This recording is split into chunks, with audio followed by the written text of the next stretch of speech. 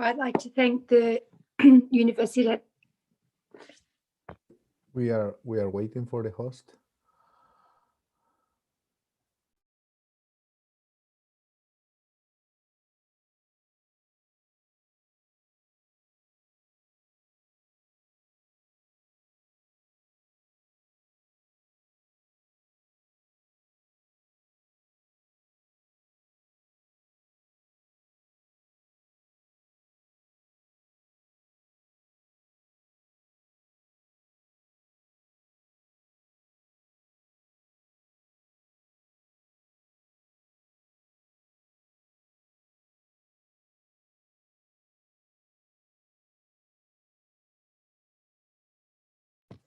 Let's start, Jorge.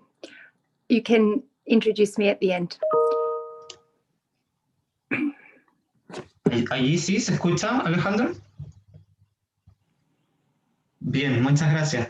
Decía muchas gracias, Alejandra, por la palabra, y es por supuesto un placer para mí dirigirme a ustedes con ocasión del nacimiento de la Red Chilena de Derecho Comparado. Les quiero dar la más cordial bienvenida en nombre de la Universidad, de la Facultad de Ciencias Jurídicas y Sociales de la Universidad Austral de Chile, del Departamento de Derecho Público y, por supuesto, de mí mismo.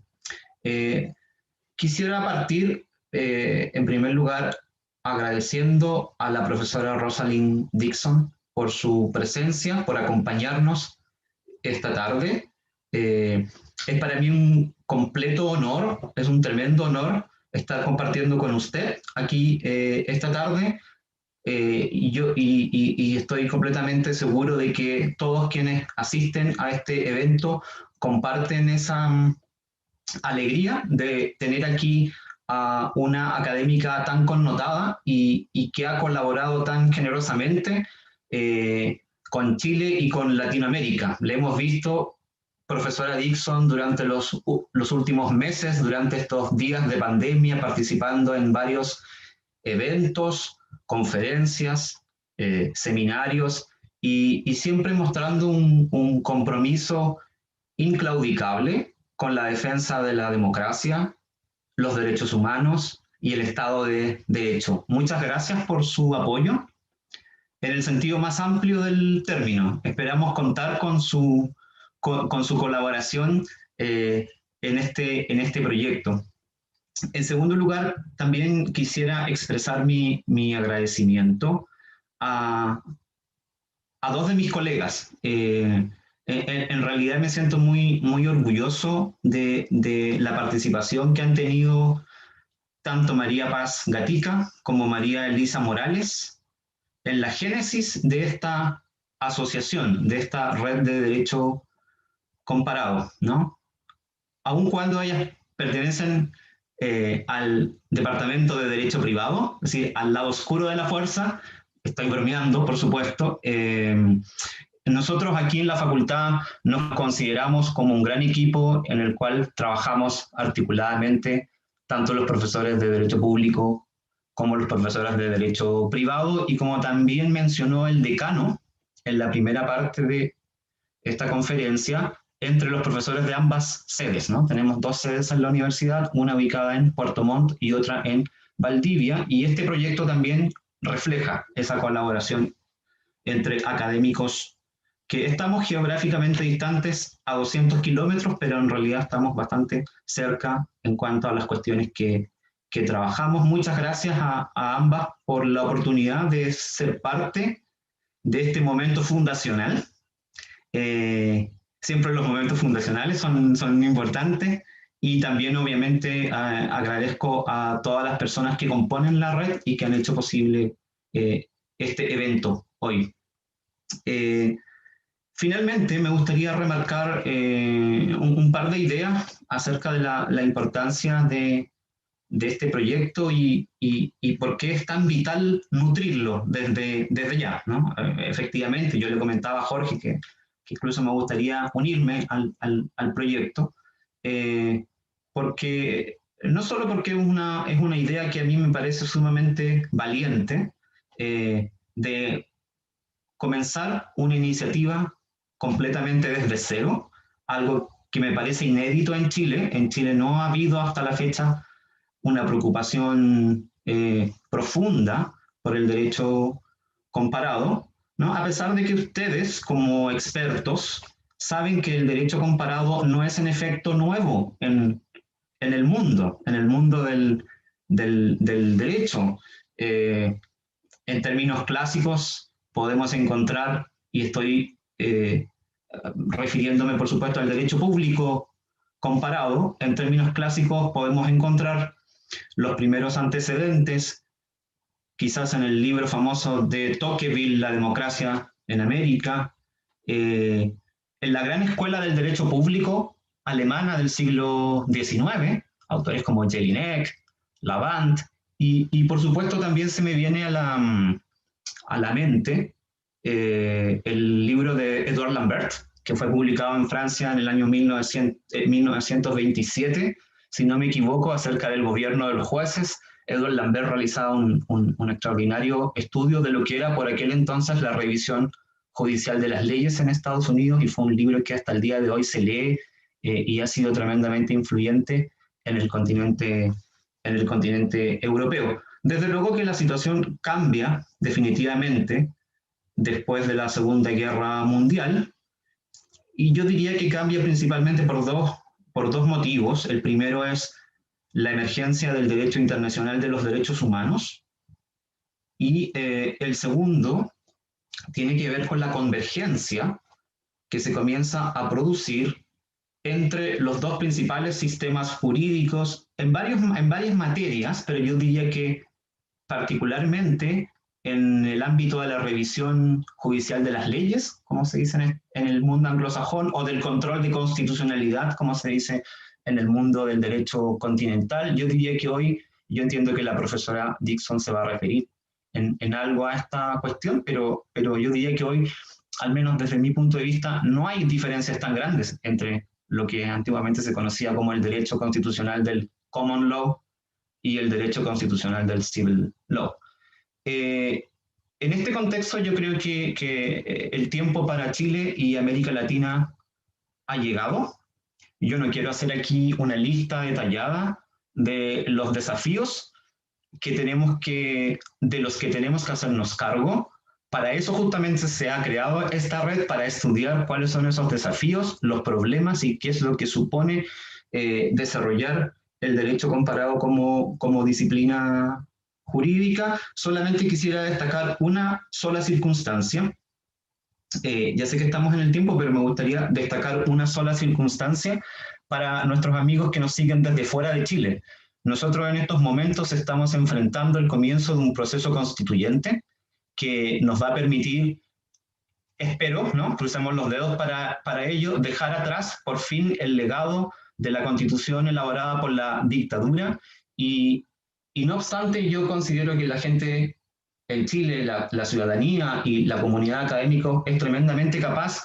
Me parece que no podemos hacer esto solos, no podemos enfrentar este desafío sino en compañía de la gente que está trabajando alrededor del mundo, de los académicos, de los activistas. Efectivamente tenemos muchos tópicos de los cuales hacernos cargo, y efectivamente la mejor manera de hacerlo es en compañía de la discusión racional y aprendiendo de las experiencias que son valiosas en este sentido. No quiero despedirme sin agradecer nuevamente y desearles una vida exitosa como asociación, como red de trabajo. Por favor, aprendan unos de otros, que esto sirva para adquirir nuevas habilidades y para que seamos más conscientes del rol que jugamos en la sociedad como académicos.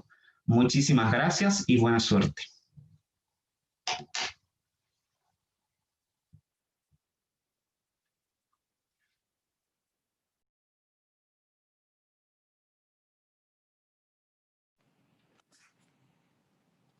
Should I begin? Thank you so much Hola a for... todos, voy a dejar que la profesora Rosalind Dixon hable inmediatamente porque estamos un poco atrasados, y al final voy a hablar yo si es que es posible, pero dejarle la palabra a la profesora Rosalina. Well, thank you so much, Maria, and thank you for the generous invitation and introduction to your network. My very warmest congratulations on the achievement of forming this important collaboration. I love the remarks we've just heard about the connection between private and public law, between Chilean experiences and the globe. And Chile has a very special place in my heart, having visited twice and spent very happy times in Puerto Montt and some of your other campuses and Patagonia. So I feel very privileged to be joining you virtually and colleagues all around the world, as well as to be imagining myself somewhere, in the south of Chile as we speak.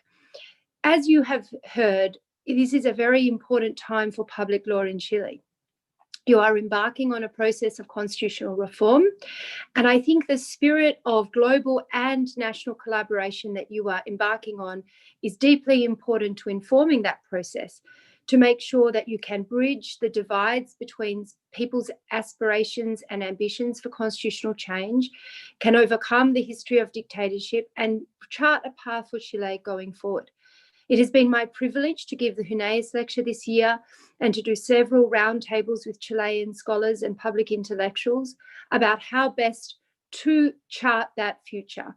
And I am delighted to join this group and to continue to be involved in a dialogue with Chileans, both in Chile and abroad, about how we as a global community can help support and enrich and enhance your process of reforming your constitution. One thing I am aware of, and I think will be at the centre of the debate around constitutional reform in Chile, is about the role of the Constitutional Court. The court has attracted controversy in recent years, both in absolute terms and relative to the Supreme Court.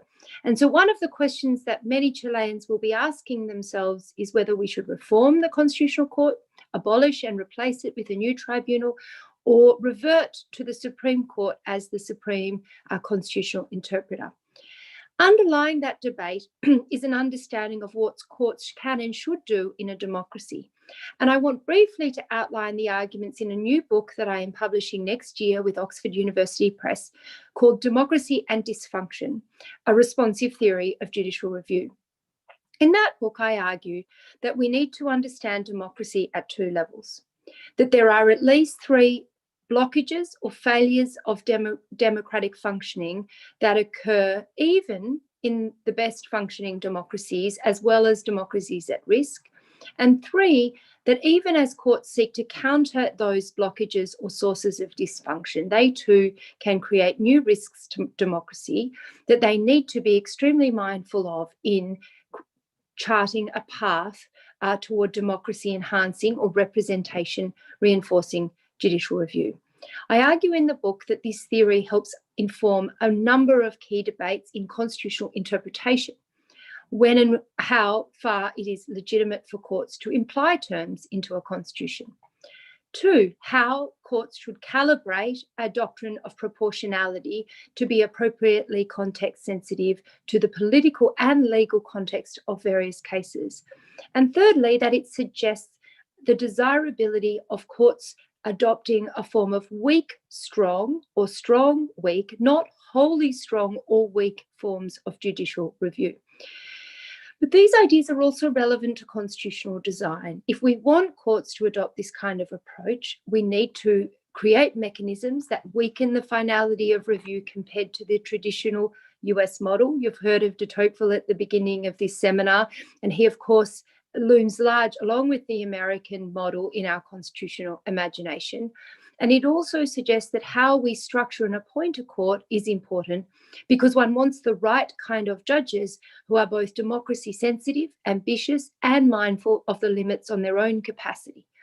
So these ideas have implications directly for constitutional construction and design, but I want to spend just a few minutes explaining the three key ideas, say something brief about method, and then open it up to your questions in the limited time we have remaining. So my conception of democracy operates at two levels.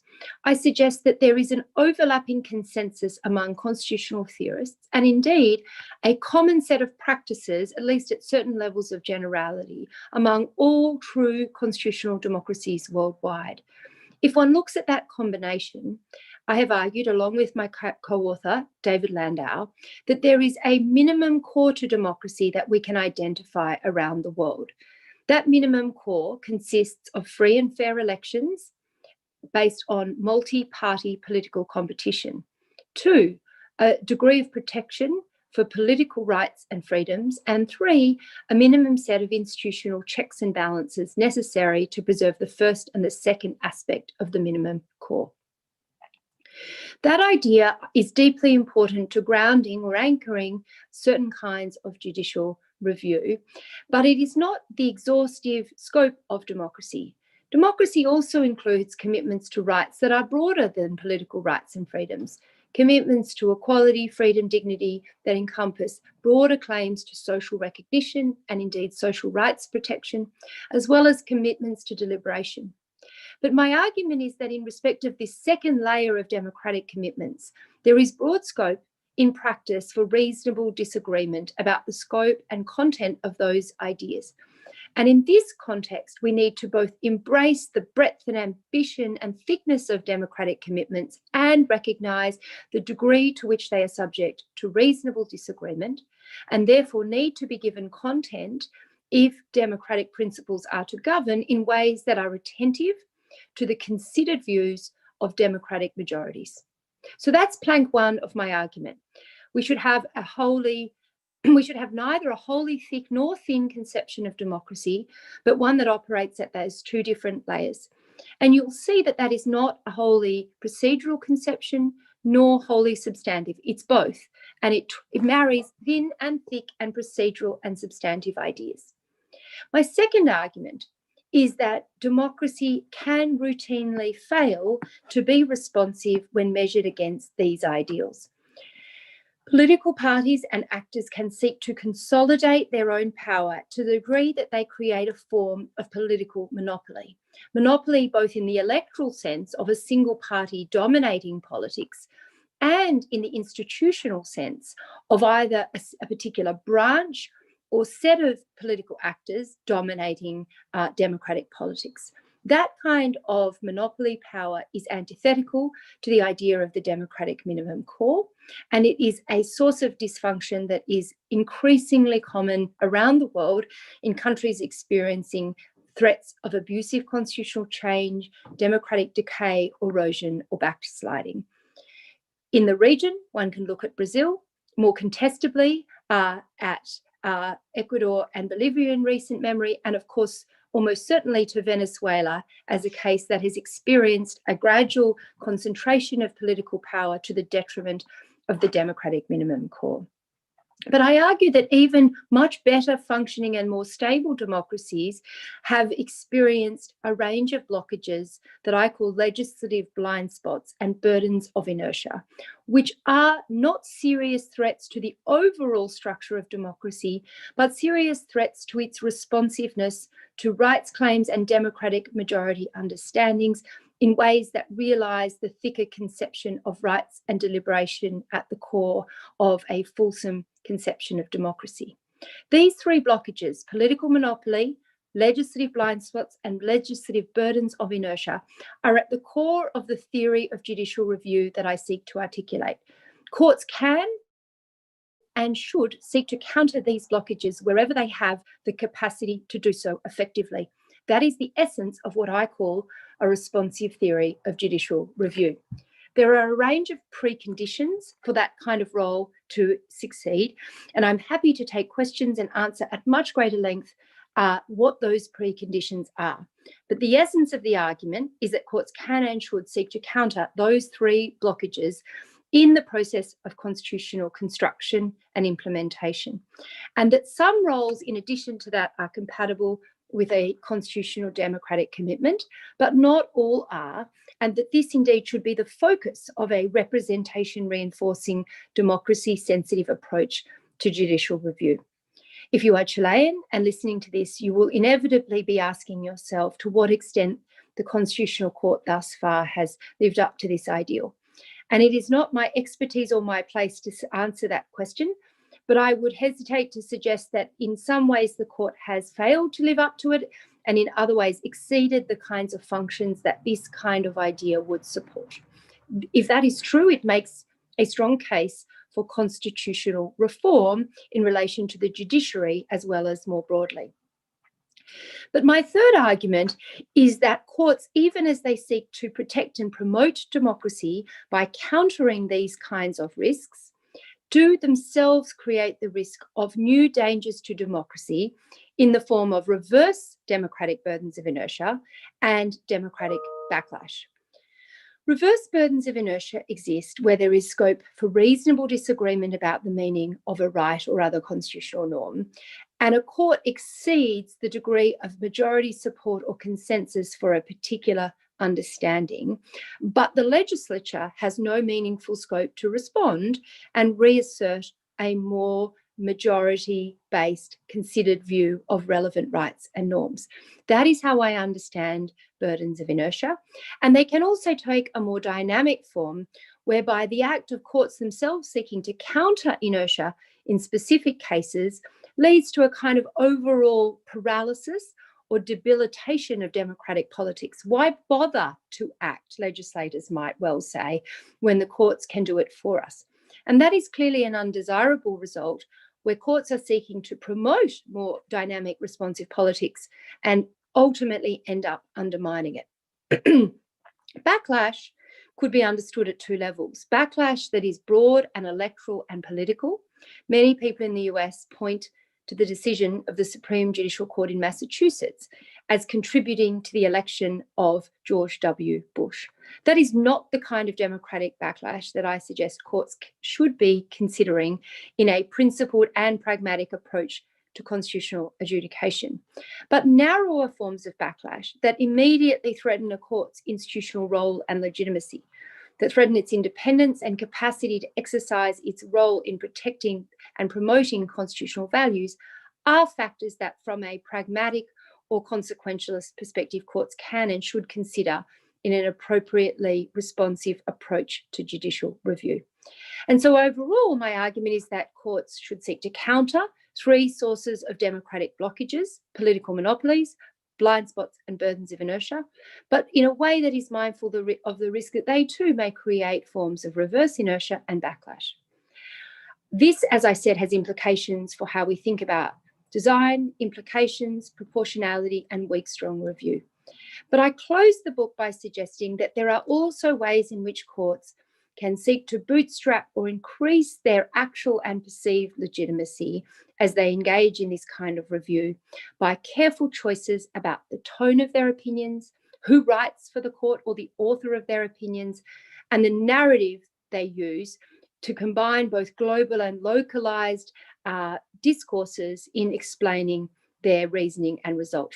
And that takes us back to where the generous introduction to this seminar started, that combining a commitment to the national and the local with the global ultimately strengthens both planes and brings a new form of understanding. And I want to close by noting that there are many different values and modes of comparison. I mentioned just 6 in passing. The first might be called genetic or genealogical, looking to past choices informed by comparative practice. The second could be called doctrinal or deliberative, looking to foreign understandings of doctrines or constitutional arguments to inform litigation and judging in a legally formalistic but comparatively informed way. The third is more reflective. It looks around the world in order to understand ourselves better. It's like travel or looking in a kind of global mirror.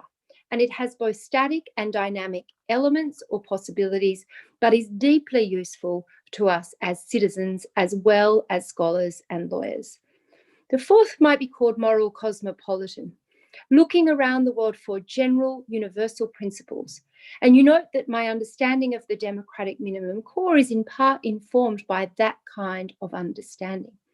But the fifth, and I promised six, but you can see there are subparts to all of them, is empirical in nature. It looks for lessons, practical lessons and possibilities for change around the world. And my book is really offered in the spirit of constitutional theory and a certain kind of empirical comparison that seeks to go beyond the surface and look at the context. It's thick or deep in that sense. And to take from a relatively small number of case studies, lessons about both the possibilities of responsive judicial review and the dangers of courts engaging in review that overreaches or underperforms relative to that standard. And my suggestion is that for younger scholars seeking to engage in rigorous constitutional scholarship, this mix of theory and small n comparison of an empirical kind will often be a promising and useful methodological path. One might call it comparative and socio-legal in approach. I've written about this in an essay in honour of Mark Tushnet, which has also been translated into Spanish and published recently in the Latin American Law Review, and which I invite you to read and send me your thoughts on. But for now, I would like to finish so that we can have some time for questions. And thank you again for this enormously generous invitation and wonderful opportunity to celebrate the launch of your new network and to share some of my ongoing research and ideas with you. Thank you very much, Professor Dixon. Thank you for joining us in this launch event for Chilean Network of Comparative Law and for your intensive presentation. Now we will have some questions from the public to do this. I will read the question in Spanish for our audience, and then I will ask you the question in English so that you can answer it, okay? Well, let me try it in Spanish, and if I need help, then you can translate. Yeah? It's good practice for me. Okay, the question in Spanish is, ¿cómo ve los métodos para impedir el declive autoritario del constitucionalismo, la supraconstitucionalidad, los métodos internacionales y las reformas constitucionales escalonadas? ¿Cuál cree usted que tiene mejor o mayor efectividad? Well, it's an excellent question and it's a timely one, but it's also very difficult, right? Constitutional design has many possibilities and much promise, but authoritarian politics is very hard effectively to counter. So the question itself, in my view, suggests part of the answer, which is that the supranational offers resources, but so too does the national democratic reform process. And the answer is you need both and more. You need to throw every kind of tool available at the problem because it's a very serious problem and very hard to surmount. If a majority of people are persuaded to support a strong person, usually a strong man, with authoritarian tendencies, it is very hard for institutions to counter that threat. But David Landau and I have argued, and I argue in my book, that constitutional reform at the domestic level, the kinds of principles of judicial review I've articulated, design principles that adopt what I call, and David calls, a tiered approach to constitutional design that puts the democratic minimum core at a more entrenched, higher level, can slow down politics of that kind. It can deter politics of that kind. And effectively, by changing the cost or the time frame for democratic erosion, ultimately counter successfully democratic backsliding or authoritarian tendencies. We point to Colombia and India historically. There are examples in Panama, in Ecuador, of this kind of design success. So national democratic reform, the kind of tiering that protects the democratic minimum core, both in the design of amendment rules, language, and the role of courts, can be very important. But drawing in the transnational can also be very helpful. It provides a resource for justifying and grounding the democratic minimum core. It creates another set of voices capable of joining a critical dialogue. It provides support and legitimacy and inspiration for the fight. And in the Latin American context, there are some robust regional institutions that can help. Sometimes, see Venezuela recently, the global becomes the enemy. And so the cosmopolitan discourses must be used very carefully so as not to inflame authoritarian populist tendencies. But in principle, both are important and both should be pursued in a complementary and overlapping way as responses to authoritarian threats.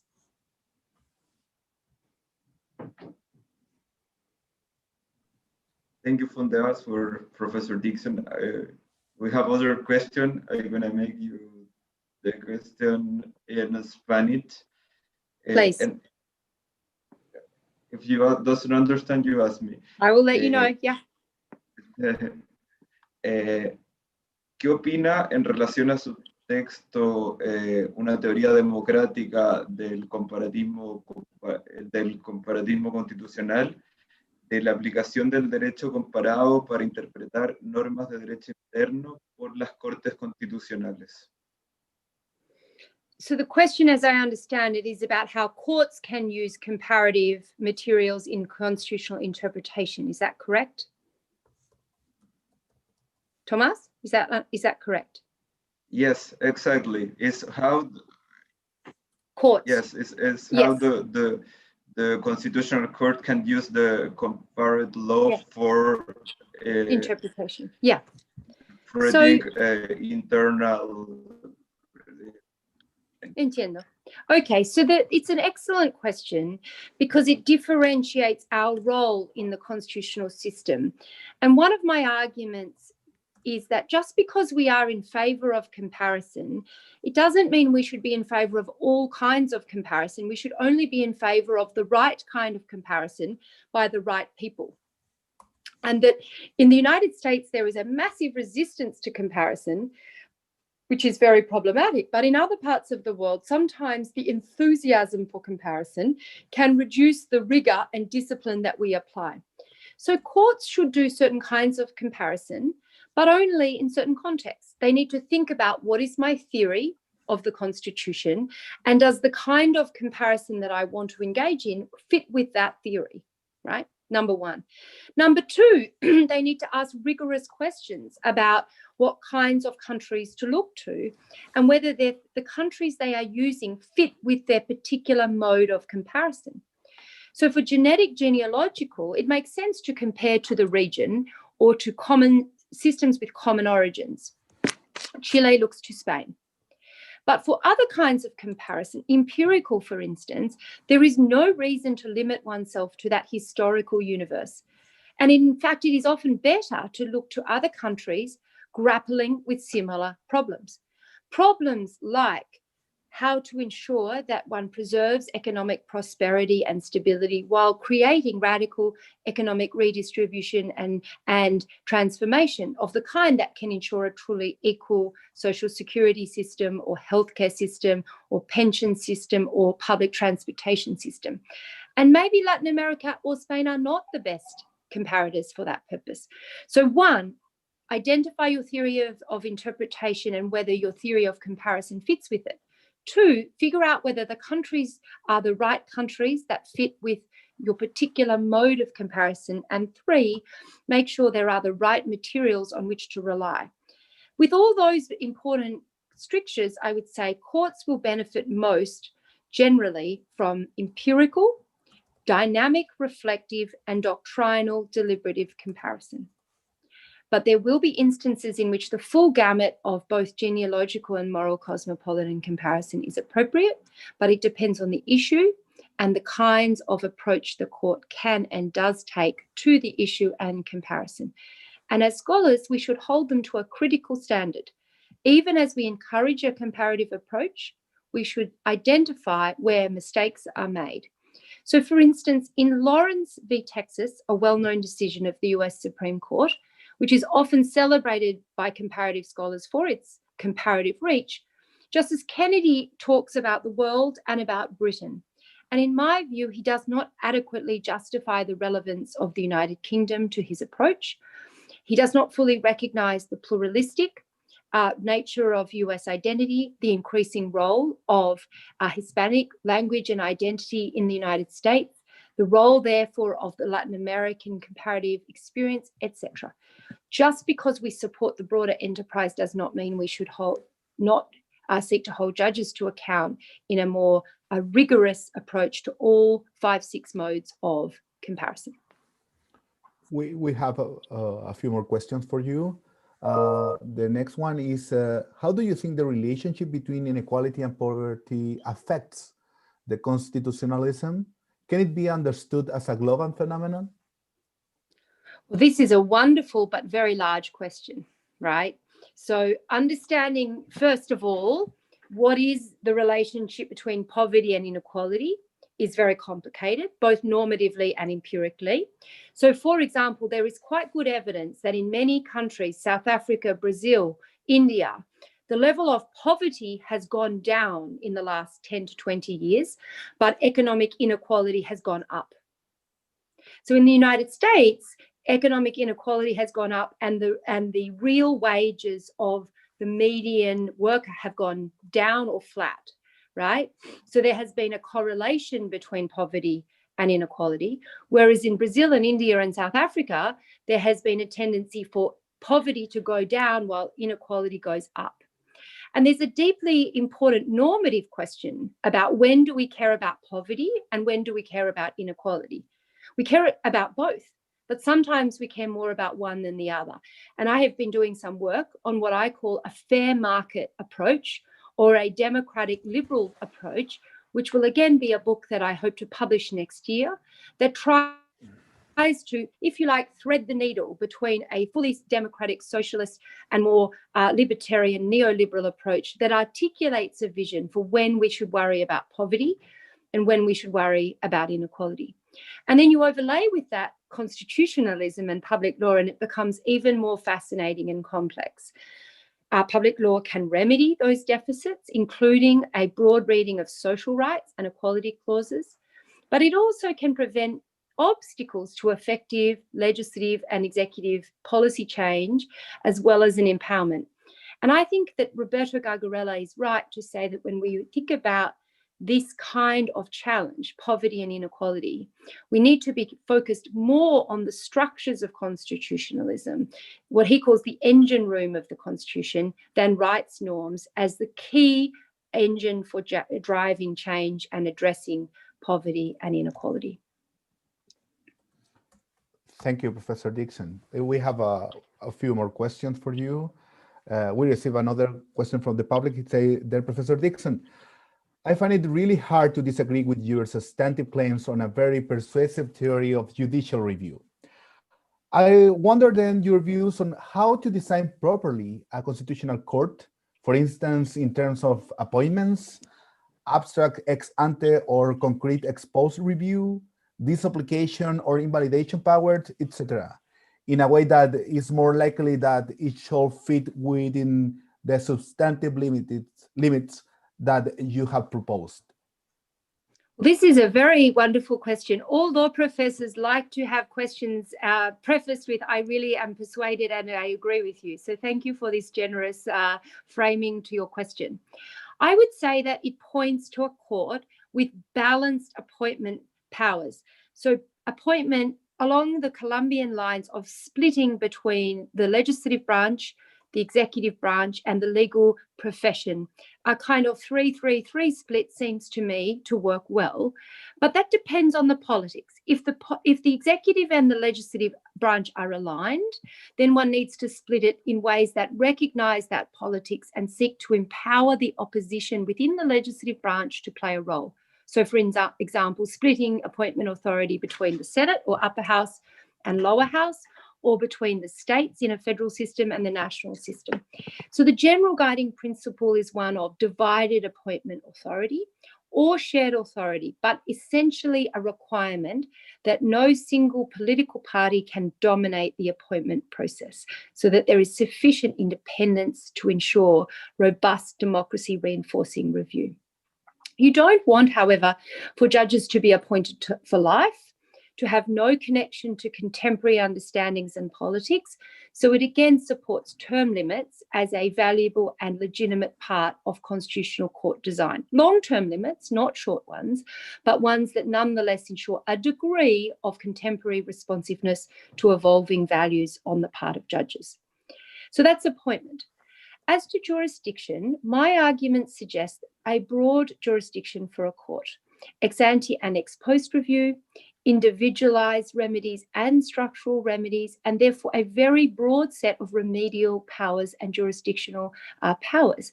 But at the same time, I argue for strong weak or weak strong review, which would allow for certain carve-outs to a court's jurisdiction, but more importantly, to allowing relatively flexible constitutional amendment or a form of express override power of the kind found in Section 33 of the Canadian Charter.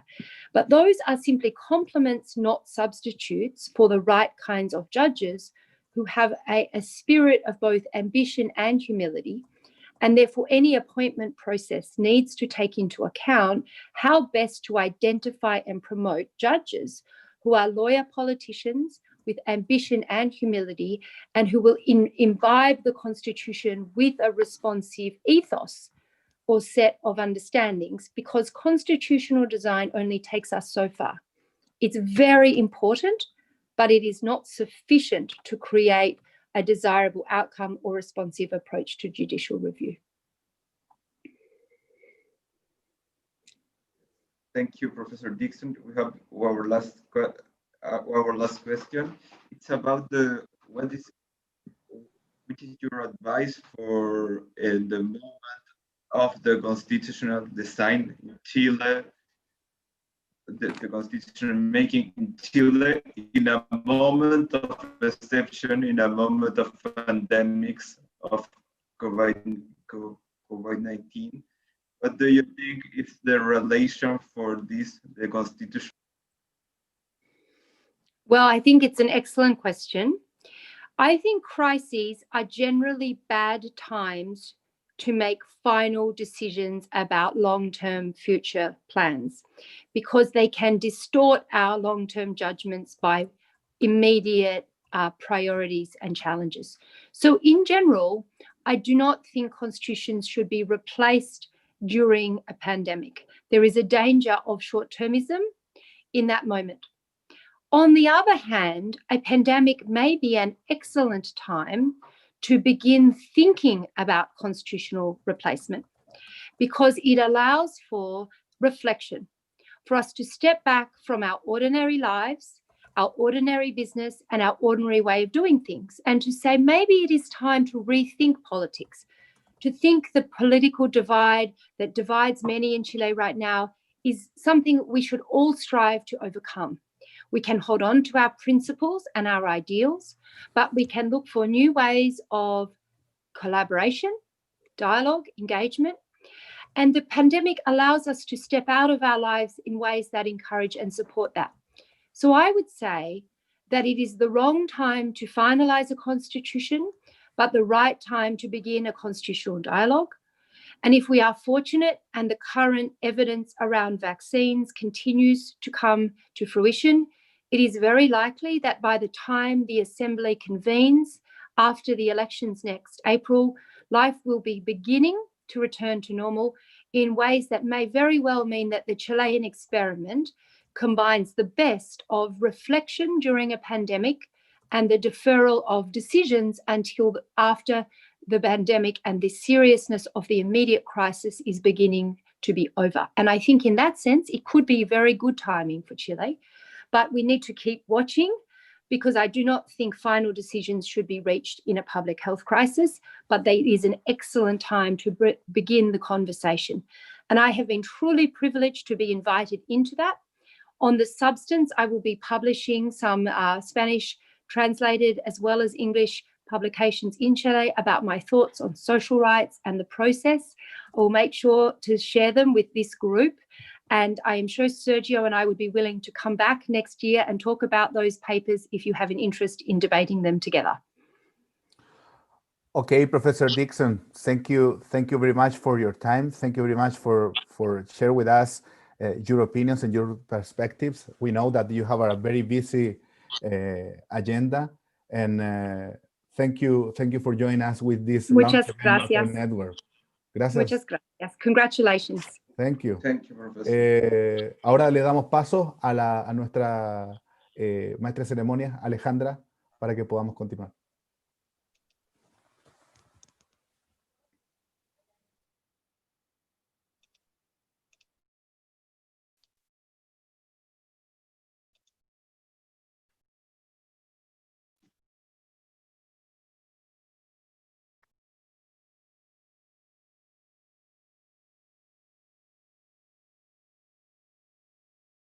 Muchas gracias, Alejandra.